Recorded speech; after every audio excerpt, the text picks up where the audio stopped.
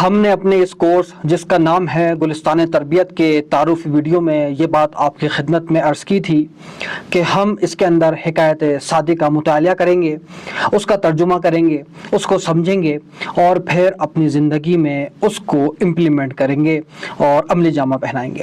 آئیے پہلی حکایت کی جانب بڑھتے ہیں۔ سعدی گلستان باب ہفتم در تاثیر تربیت، حکایت شمارے یک۔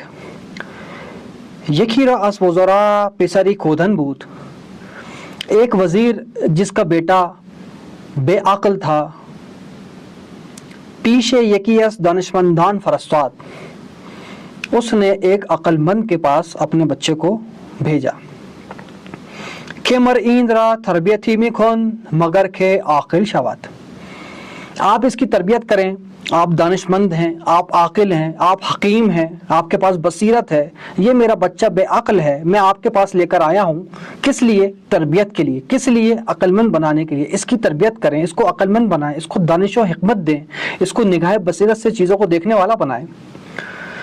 روزگاری تعلیم کردش و مؤثر نبود، اس دانش مند نے، اس حکیم نے ایک زمانے تک اس کی تربیت کرنے کی کوشش اور سعی و تلاش اور جد و جہد کی، مگر وہ مؤثر نہ ہوا، کامیاب نہ ہوا۔ پیش پدرش کس فرستاد، اس نے اس کو اس کے بچے کے پاس، جو بچہ تھا والد کے پاس بھیج دیا اس بچے کو کہ این عاقل نمی باشد، کہ یہ عقل مند نہیں ہوگا، یہ عقل مند نہیں بنا، یہ عقل مند نہیں ہو سکتا۔ وہ مرا دیوانے کارت، اور اس نے مجھے دیوانہ کر دیا، یہ عقل مند نہیں ہوا اور اس نے مجھے دیوانہ کر دیا۔ آگے شعر دیکھیے۔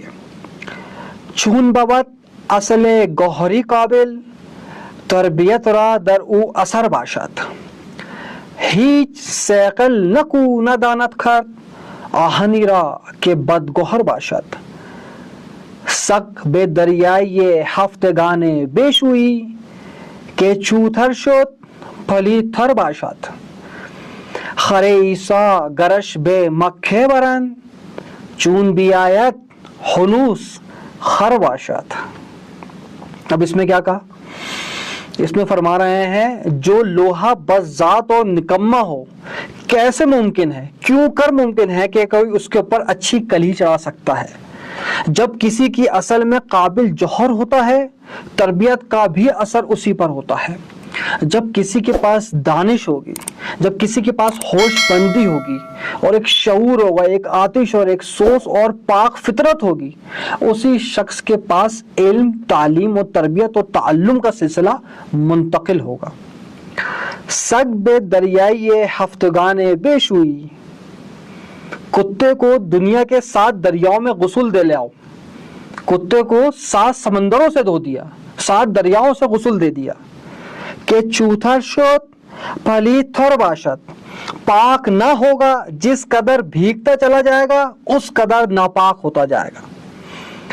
خر عیسیٰ گرش بے مکے برند، حضرت عیسیٰ کا جو گدھا ہے اس کو مکے لے کے چلے جائیں، اس کو مکہ لے کے چلے گئے، چون بھی آیات، اس وقت جب وہ واپس لوٹے گا، ہنوس خر باشد، اگر حضرت عیسیٰ کا گدھا مکے جائے اور مکے سے واپس آئے تب بھی وہ گدھا ہی رہے گا۔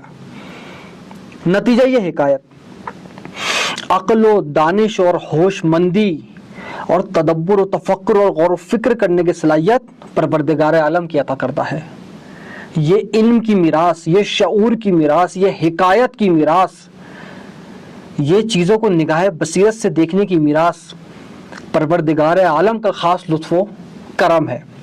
اگر وہ کسی کو دے تو اس کی کرم نوازی، اور اگر کسی کو محروم رکھے تو روزگاری تعلیم کردش، ایک زمانے تک آپ اس کو تعلیم دینے کی کوشش کریں، اس کے پاس کچھ حاصل نہیں ہوگا۔